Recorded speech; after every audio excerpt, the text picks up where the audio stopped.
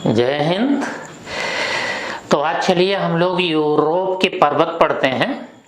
Europe के पर्वत पढ़ने के क्रम में पहले यूरोप का मानचित्र बनाते हैं, और मानचित्र बनाना तो आपने सीख ही लिया होगा। तो हम लोग कहाँ से शुरू करते थे? स्पेन से। ये देखो स्पेन बन गया, और स्पेन के बाद ये कौन बन गया? ये फ्रांस बन गया, और फ्रांस के बाद ये जर्मनी बन गया। जर्मनी के बाद ये कौन सा देश बन गया? पोलैंड। और पोलैंड के बाद ये कौन सा देश बन गया? यूक्रेन। और यूक्रेन के बाद ये काला सागर, और ये अनातोलिया प्रायद्वीप। तो ये काला सागर है, ठीक। और काला सागर के बाद ये कौन सा सागर बनाए थे आप? ये कैस्पियन सागर, ठीक। ये कैस्पियन सागर हो गया। अब देखिए, और ऊपर जो है, ऊपर आपने यहां कौन सा देश बनाया था? फिनलैंड, यहां स्वीडन, और ये आपका नॉर्वे हो गया। और यहां पर ग्रेट ब्रिटेन हो गया। ये ग्रेट ब्रिटेन है, ये आयरलैंड है। ये हो गया, यूरोप का नक्शा बन गया। क्या दिक्कत है? नक्शा आप बनाइए, तो नक्शा बना लेंगे तो कुछ आपको पढ़ना नहीं है, एकदम दिमाग में ज्योग्राफी बस जाएगी। और आगे अभी देखिए एशिया से खींच देंगे, बन जाएगा। तो यहां देखिए, ये स्पेन, ये आपका फ्रांस हो गया, और ये क्या हो गया? जर्मनी, ये पोलैंड, ये यूक्रेन, ये काला सागर, ठीक। काला सागर। अब हम पर्वतों को देखें तो बहुत से पर्वतों के बारे में हमने आपको बता दिया था। ये आप देखें तो ये स्पेन और फ्रांस की सीमा पर ये कौन सा पर्वत है? इस पर्वत को हम लोग क्या कहते हैं? ये पिरेनीज है। कौन पर्वत है? पिरेनीज। ये पिरेनीज पर्वत है, पिरेनीज। तो क्या बनाता है? फ्रांस और स्पेन की सीमा बनाता है। आप लिख चुके हैं, लिखने की जरूरत नहीं है। स्पेन में एक पर्वत और है, इसको कहते हैं कैंटाब्रियन पर्वत। ये देखिए, ये कौन पर्वत है? ये कैंटाब्रियन है। कैंटाब्रियन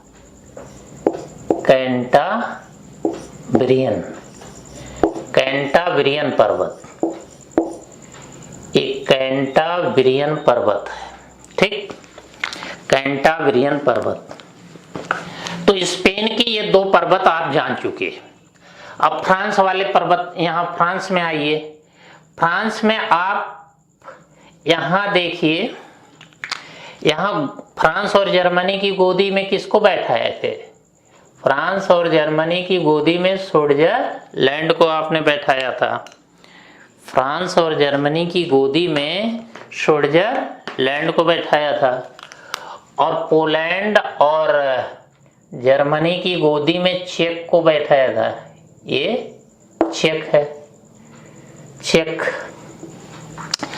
तो यहां देखिए कि फ्रांस, ये स्विट्जरलैंड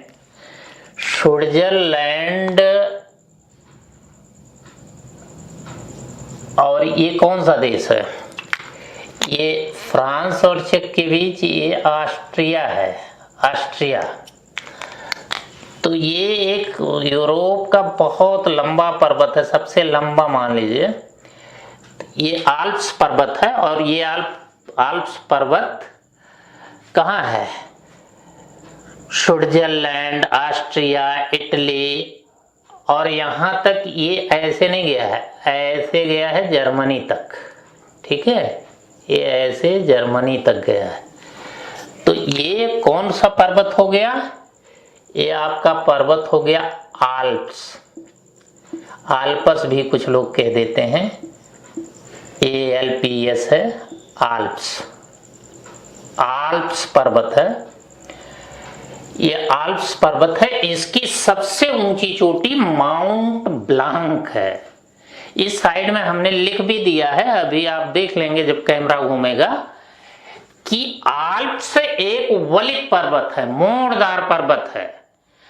तो ये मोड़दार पर्वत है, और मोड़दार पर्वत का मतलब आप जानते ही हैं कि एक पृथ्वी के अंदर की एक प्लेट इधर से आई, एक प्लेट इधर से आई, दोनों टकराई और दोनों ऐसे उठ गई, तो मोड़दार पर्वत बन गया। तो आल्प्स एक मोड़दार पर्वत है। इसकी सबसे ऊंची चोटी माउंट ब्लांक है, सबसे ऊंची चोटी माउंट ब्लांक है। और इसका विस्तार स्विट्जरलैंड, ऑस्ट्रिया, जर्मनी तक है, और फ्रांस और इटली की सीमा पर है। इटली आपने देखा था, इटली यहीं से लटका हुआ है, स्विट्जरलैंड साइड से ऐसे लटका हुआ देश है। लटका कहाँ? भूमध्य सागर में लटका हुआ देश है। और यहीं से ग्रीस निकलता है, बाल्कन जो देश है, ग्रीस निकल रहा है। ठीक, तो ये आल्प्स हो गया। अब यहीं देखिए, एक और देखिए, फ्रांस और स्विट्जरलैंड की सीमा पर ये जो पर्वत देख रहे हैं, ये कौन सा पर्वत है? इसको कहते हैं जूरा पर्वत। कौन पर्वत? जूरा। ये जूरा पर्वत है, जूरा पर्वत, ये जूरा पर्वत है। ठीक, इसके बाद एक पर्वत यहां आपने देखा था, यहां पर फ्रांस और जर्मनी की सीमा पर, ये फ्रांस जर्मनी की सीमा पर एक पर्वत देखा था। इसको क्या कहेंगे?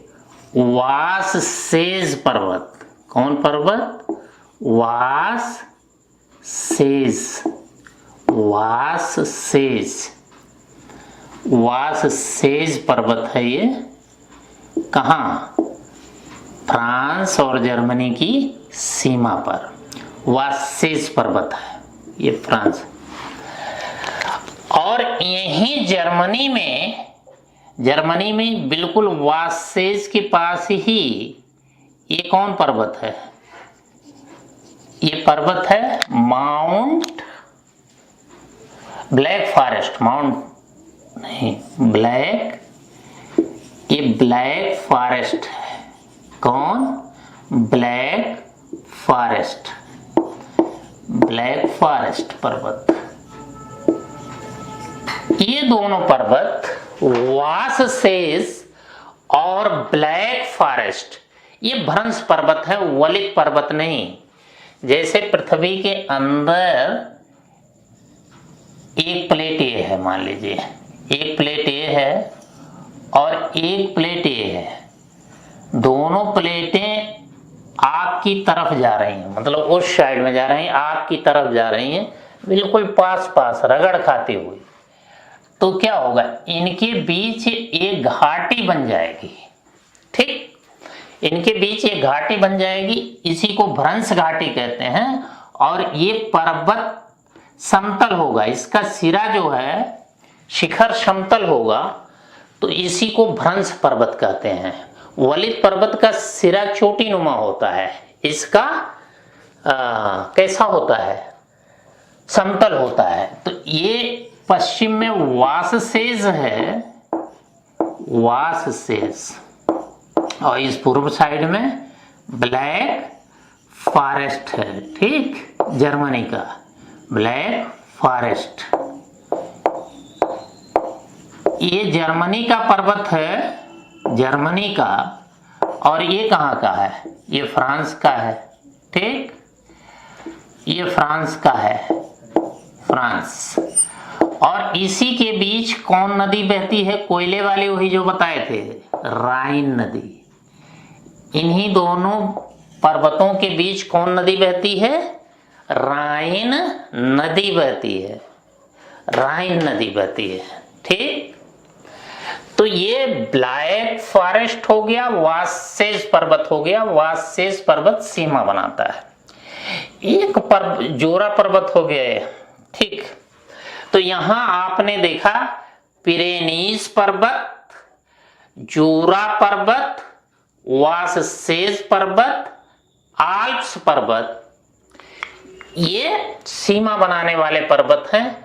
तो पिरेनीज, जूरा और वासेज फ्रांस के साथ क्रमशः स्पेन, स्विट्जरलैंड और जर्मनी की सीमा बनाते हैं। यहाँ स्विट्जरलैंड आप लिख लीजिए, स्विट्जरलैंड, ये स्विट्जरलैंड है, स्विट्जरलैंड, ठीक, स्विट्जरलैंड। और ये आपका ऑस्ट्रिया है, ऑस्ट्रिया, ऑस्ट्रिया, ऑस्ट्रिया है, ठीक। तो यहां आपका वासेज हो गया, ब्लैक फॉरेस्ट हो गया। अब यहीं पर आ जाइए, यहीं पर आ जाइए, एक पर्वत है कार्पेथियन पर्वत। ये अर्धचंद्राकार पर्वत है, पोलैंड और चेक के बीच।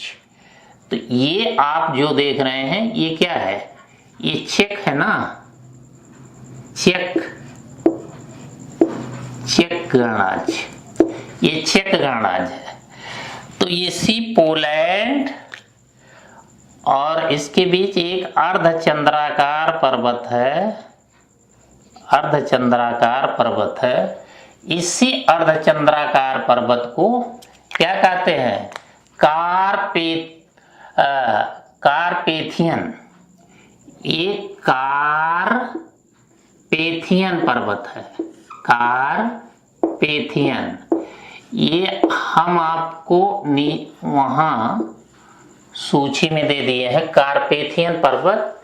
ये अर्धचंद्राकार पर्वत है, ठीक है। कहाँ है, पोलैंड और चेक में। ये क्लियर हुआ।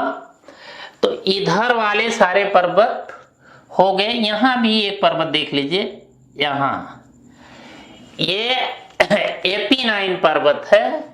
ये एपिनाइन पर्वत कहां पर है, ये इटली में है। इसका नाम है एपिनाइन, एपिनाइन, एपिनाइन पर्वत, ठीक।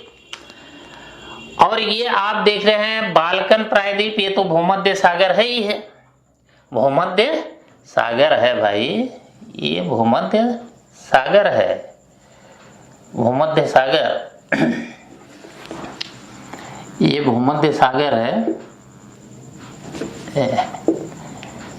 ये देखिए, ये स्वेज नहर, ये भूमध्य सागर है, ठीक।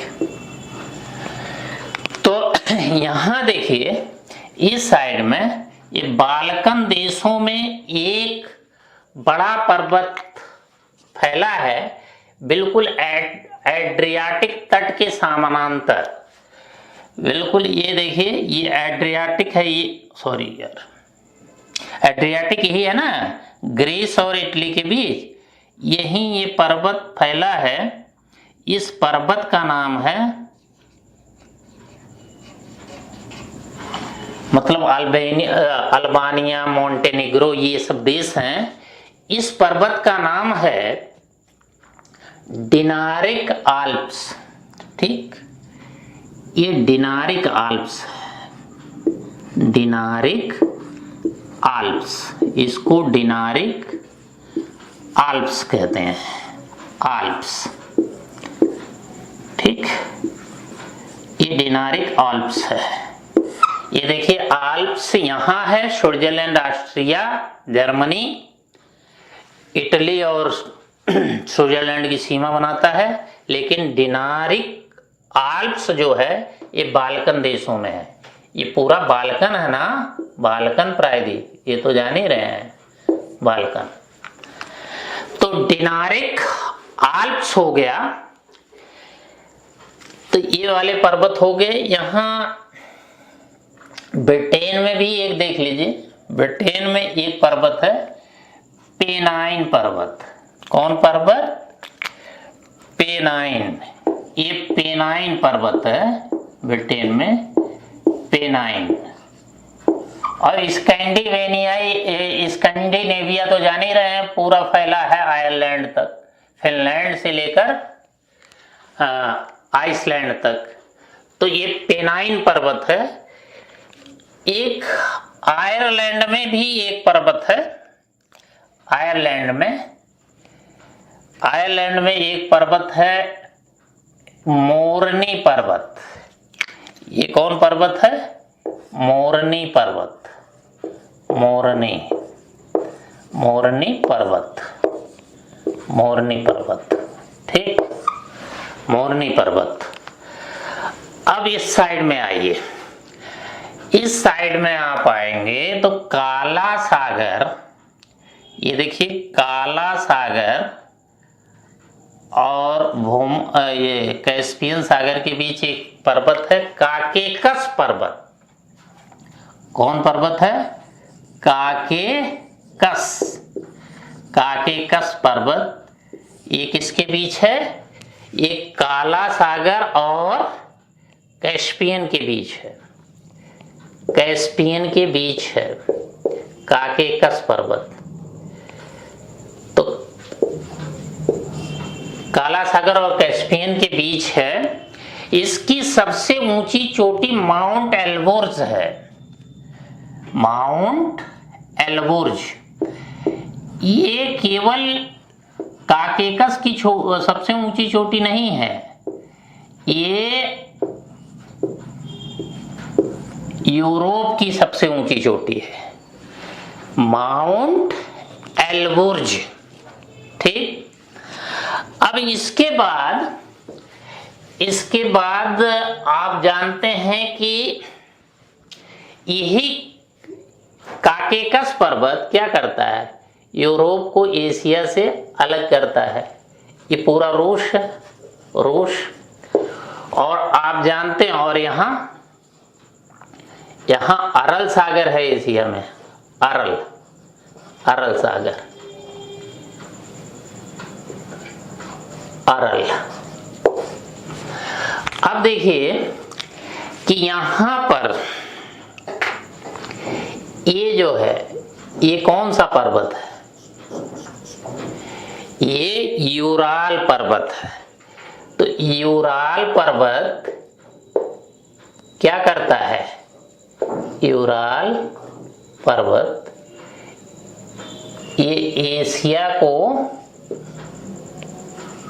यूरोप से अलग करता है, या एशियाई रूस को यूरोपीय रूस से अलग करता है। तो यूरोप एशिया को अलग करने वाले कौन हो गए? ये देखिए यूराल पर्वत है, इधर यूराल पर्वत के आगे ये देखिए ये कौन है? काकेकस है। तो ये यूराल पर्वत, काकेकस और इधर काला सागर, तो ये यूरोप को एशिया से अलग करते हैं। तो ये यूराल पर्वत हो गया। तो आपको ये याद करना है, यूराल पर्वत और काकेकस पर्वत यूरोप को एशिया से अलग करने वाले पर्वत हैं, ठीक। तो ये सारे पर्वत हो गए इसमें यूरोप के। ये देखिए ये हमने पूरा लिस्ट बना दी है कि जैसे आल्प्स पर्वत, ये वोलित पर्वत है, सबसे ऊंची, ये वाला सबसे ऊंची चोटी माउंट ब्लांक है। इसका विस्तार स्विट्जरलैंड, ऑस्ट्रिया, जर्मनी तक है। और ये फ्रांस, ये इटली और स्विट्जरलैंड के बीच, सॉरी, ये इटली और फ्रांस के बीच की सीमा बनाता है, इटली और फ्रांस के बीच की सीमा बनाता है।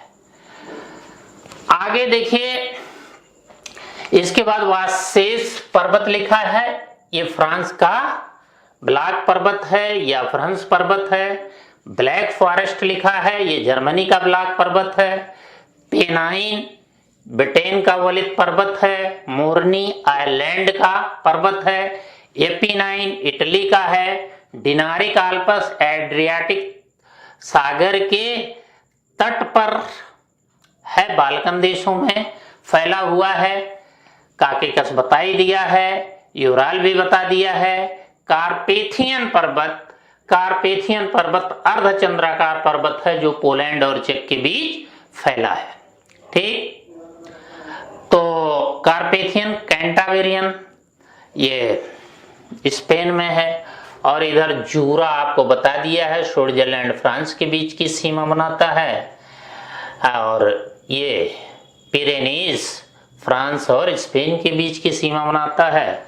वासिस फ्रांस और जर्मनी के बीच की सीमा बनाता है। तो यही यूरोप के पर्वत हो गए। अब यूरोप के ये पर्वत हो गए। अब इसमें देखिए और कुछ नहीं है, जैसे एशिया के पर्वत जो है हमने आपको बताया था, एशिया वाले पर्वत बताए थे।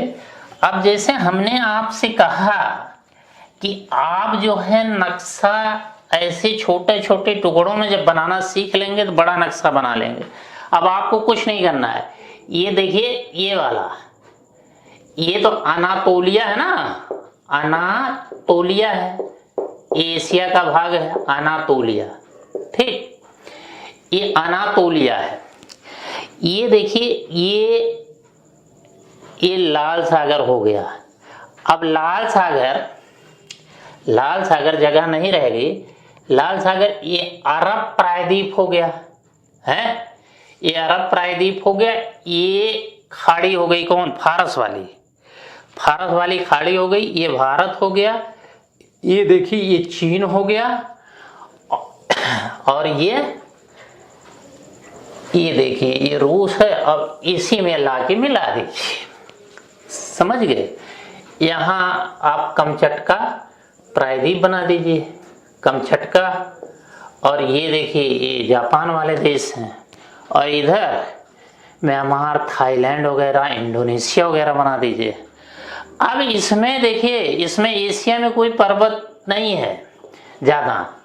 पर्वत तो हैं लेकिन सब एक दूसरे से जुड़े हैं। जैसे टर्की में बताया था पोंटिक, और इसके बाद टारस बताया था।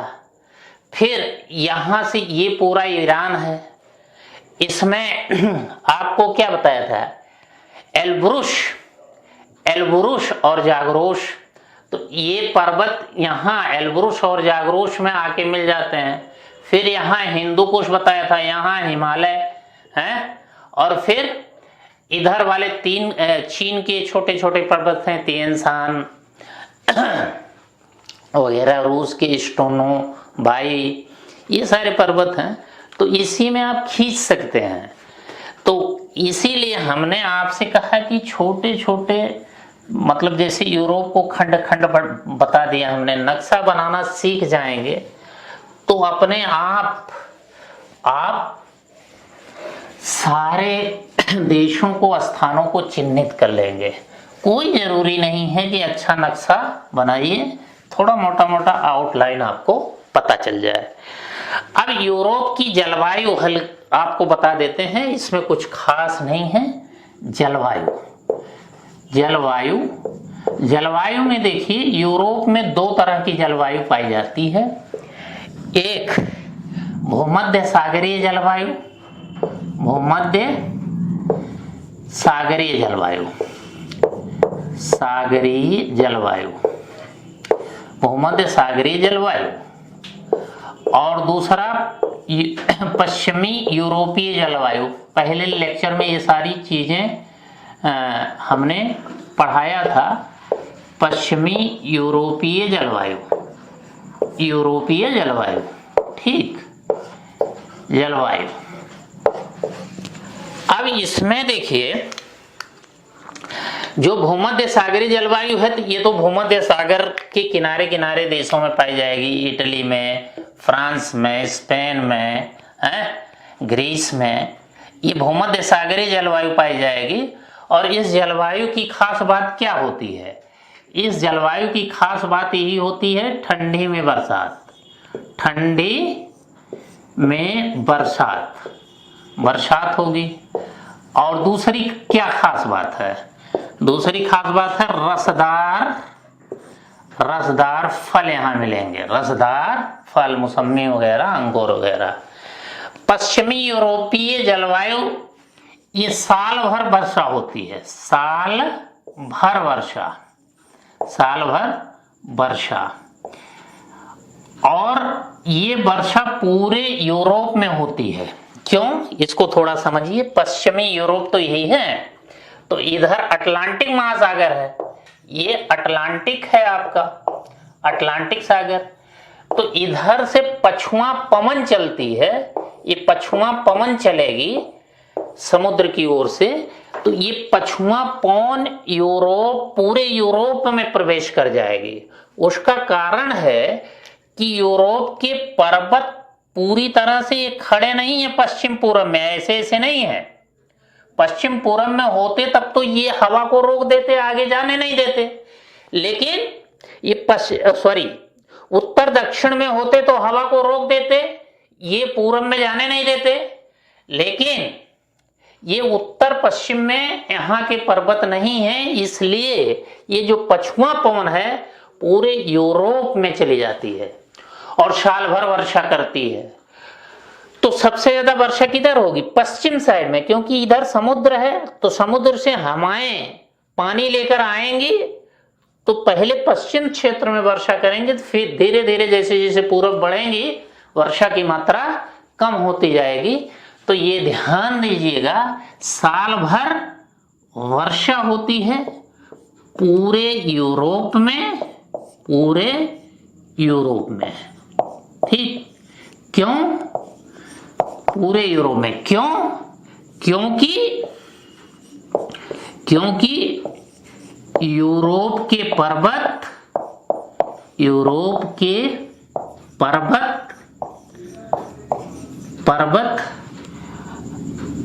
उत्तर दक्षिण में नहीं है, उत्तर दक्षिण में खड़े नहीं है, ठीक है, खड़े नहीं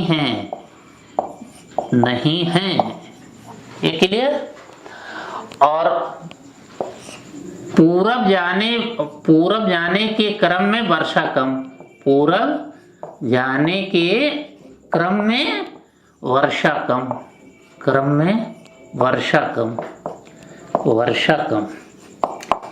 वर्षा कम होती जाएगी, ठीक है। तो उम्मीद है जलवायु समझ गए होंगे। तो देखिए यही यूरोप समाप्त होता है। अब दक्षिण अमेरिका है, अफ्रीका, ये सब सरल महाद्वीप हैं। जो चैलेंजिंग महाद्वीप था एशिया और यूरोप, ये समाप्त हो गया। अब हम कोशिश करेंगे कि जल्दी आपका 3-4 दिन में सब समाप्त कर दें, मैपिंग वगैरह, तब इंडियन ज्योग्राफी धीरे धीरे शुरू करें। आप लोग देखा करिए, मन से देखिए, तो हमें वीडियो बनाने में कोई दिक्कत नहीं है। अब पता चलता है कि 400-500 लोग देखते हैं, कुछ दिन तो 500 देखेंगे, कभी 1000 देखेंगे, कभी 2000 देखेंगे, कभी 500 देखेंगे, कंटिन्यूटी है नहीं। तो आप लोग इसको देखिए, समझिए, एकदम बिल्कुल जैसे ऑफलाइन क्लास में समझ में आता है वैसे समझ में आपको आ जाएगा। तो चलिए यहीं समाप्त करते हैं। धन्यवाद।